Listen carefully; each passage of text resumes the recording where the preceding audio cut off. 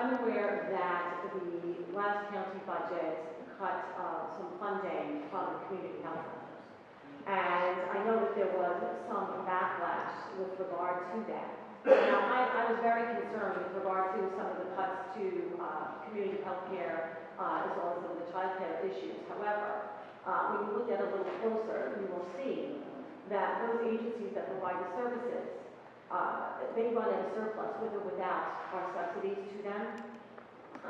You will also see that their executives, they make well over $300,000 a year.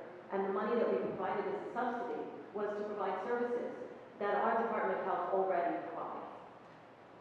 So at the end of the day, I feel the cuts there were justified. And that's it.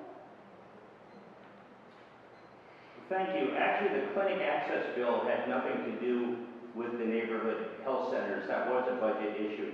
This had to do with women's health care centers so that they could gain access safely without fear of reprisal or harassment from protesters.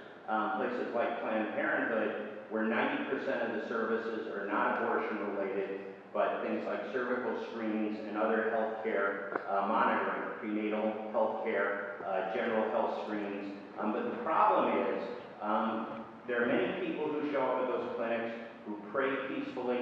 I respect their right to do that, but we needed legislation to have a 25-foot buffer zone so people could get through without fear of harassment from some of the more aggressive people who have been arrested. It was a sensible piece of legislation. It was a mainstream piece of legislation. We passed it. I was proud we passed it. And unfortunately, all of the Republicans on the board voted against it, and the county executive vetoed it. So that's what the clinic access law was. I just want to also point out, I didn't say in my opening since I have 30 seconds, you know, unlike Washington, 90% of what we do in your county government passes unanimously or nearly unanimously because we take the time around the committee table to build consensus, whether it's with the administration, whether it's our Republican colleagues. 90% of the time, things are passed unanimously or nearly unanimously. Unfortunately, this is one instance where that didn't happen. I think we need to pass clinic access.